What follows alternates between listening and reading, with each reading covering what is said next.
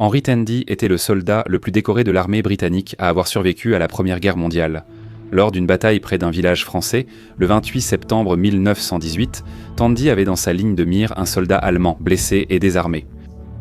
Bien qu'il ait eu son arme pointée directement sur lui, Tandy a choisi de ne pas appuyer sur la gâchette.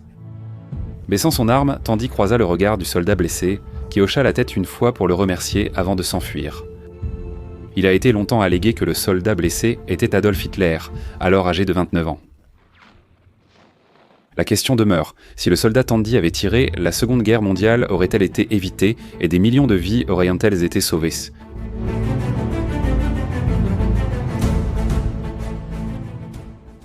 L'idée qu'un simple geste d'un soldat britannique isolé aurait pu changer de façon aussi radicale le cours des événements mondiaux est fascinante. Adolf Hitler lui-même a plus tard affirmé que l'histoire était vraie, mais ces dernières décennies, de nouvelles preuves suggèrent que cette histoire est peut-être teintée d'un peu plus de légende qu'on ne le pensait auparavant. Le soldat Henry Tandy est né le 30 août 1891 dans le Warwickshire, en Angleterre. Orphelin depuis l'enfance, il s'engagea chez les Green Howards en 1907. Après le déclenchement de la Première Guerre mondiale, il combattra lors de la bataille d'Ypres en octobre 1914, la bataille de la Somme en octobre 1916 et la bataille de Passchendaele Hill en novembre 1917. En août et septembre 1918. Tandy a mené 2 raids où il a traversé le No Man's Land pour bombarder les tranchées allemandes et libérer des prisonniers et blessés. Pour ses efforts, Tandy a reçu la médaille de conduite distinguée et la médaille militaire. Après avoir été transféré au 5e bataillon du régiment West Riding du duc de Wellington, Tandy a de nouveau fait preuve d'un tel courage sous le feu qu'il a reçu la croix de Victoria, la plus haute et la plus prestigieuse distinction du système d'honneur militaire britannique.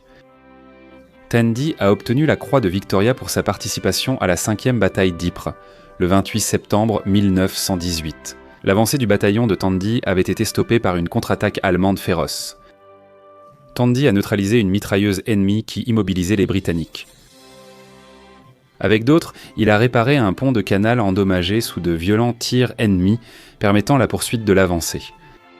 Plus tard dans la soirée, Tandy et 8 de ses camarades soldats ont été encerclés par un nombre écrasant d'ennemis. Tandy a alors mené une charge à la baïonnette, repoussant 37 soldats allemands dans les mains de son propre bataillon. Il a fait tout cela malgré le fait d'avoir été blessé à 2 reprises. C'est au cours de cette bataille près d'un village du nord de la France que le soldat Tandy aurait épargné la vie d'Adolf Hitler. Cependant, ce n'est que des années plus tard que la légende serait rendue célèbre par le Führer lui-même. En 1938, le Premier ministre britannique Neville Chamberlain s'est rendu dans le célèbre refuge alpin d'Adolf Hitler, le Berghof, dans une ultime tentative de négocier la paix en Europe. Pendant son séjour, Chamberlain remarqua une peinture au mur. La peinture, réalisée par l'artiste italien Fortunino Matania, représentait Tandy portant un camarade blessé lors de la première bataille d'Ypres en 1914. Lorsqu'on lui a posé des questions à ce sujet, il est dit que Hitler a montré l'homme sur la peinture en disant « Cet homme est passé si près de me tuer que j'ai cru ne jamais que revoir l'Allemagne. La Providence m'a sauvé d'un tir aussi diaboliquement précis que celui que ces garçons anglais nous dirigèrent. » Cela ressemble plutôt à une chose qu'un Anglais aurait dite, et le tableau était un objet étrange pour quelqu'un comme Hitler, car il glorifiait la victoire des Alliés lors de la Première Guerre mondiale. Avait été vaincu, Hitler se remettait d'une attaque au gaz moutarde à l'hôpital. La désespérance et la désillusion qu'il a ressentie lorsqu'il a appris la signature de l'armistice par l'Allemagne allaient à jamais façonner la vie et la carrière ultérieure de Hitler. Selon l'histoire, Hitler a demandé à Chamberlain de saluer le soldat Tandy et de le remercier de lui avoir épargné la vie. Chamberlain promit de le faire, s'engageant à téléphoner à Tandy dès que possible. Tenant parole, Chamberlain aurait téléphoné à Tandy mais n'aurait réussi qu'à parler à un jeune parent masculin de celui-ci. Avec tout le mystère entourant la supposée rencontre entre le soldat Tandy et Hitler, le docteur David Johnson était déterminé à rétablir la vérité dans la biographie qu'il a écrite sur la vie du héros de guerre britannique. Selon le Dr Johnson, il existe assez de preuves pour montrer que l'affirmation de Hitler d'avoir été épargné par le soldat Tandy était une pure invention. Le premier élément qui remet en question la véracité de cette histoire est que Tandy tel que dépeint dans la peinture de 1914 aurait eu une apparence très différente au cœur d'une bataille en 1918. Les 2 hommes auraient sans doute été ébouriffés, couverts de boue et peut-être aussi de sang. La plus grande incohérence de cette histoire concerne la date à laquelle la rencontre se serait déroulée. Selon les recherches du Dr Johnson, il est pratiquement certain que les deux hommes ne se sont jamais réellement croisés. Le 17 septembre 1918, l'unité de Hitler a été déplacée à environ 50 miles au nord de la position de Tandy, dans le nord de la France. De plus, des documents conservés aux archives d'État de Bavière confirment que Hitler était en permission entre le 25 et le 27 septembre. Cela implique qu'au mieux, Hitler revenait ou venait à peine de rejoindre son unité, située alors à une distance considérable. Une autre faille dans l'histoire est le prétendu appel téléphonique que Chamberlain aurait passé en 1939. Henry Tandy vivait à Coventry à l'époque, où il travaillait pour la société Triumph Motor Company. Les archives des télécommunications britanniques ont révélé qu'il n'y avait que 3 lignes téléphoniques enregistrées dans la région, et aucune d'entre elles n'était au domicile de Tandy. Bien que Neville Chamberlain ait eu l'habitude de tenir des registres détaillés et d'écrire dans son journal ses activités quotidiennes, il n'a jamais fait mention de l'affaire Tandy. Si toute cette histoire est une invention, pourquoi Hitler l'aurait-il inventée ? Était-il confus ou avait-il une autre raison de mentir ?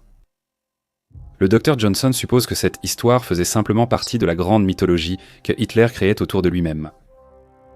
Si sa vie avait été épargnée par un ennemi, qui de mieux que l'un de ses soldats les plus décorés ?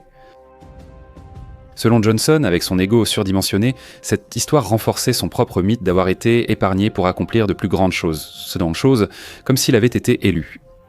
Son histoire a embelli sa réputation. Dans Mein Kampf, Hitler a écrit qu'une force divine veillait sur lui pendant la Première Guerre mondiale, notamment lorsqu'une voix mystérieuse lui a ordonné de quitter une tranchée qui a été aussitôt touchée par une grenade, tuant certains de ses camarades.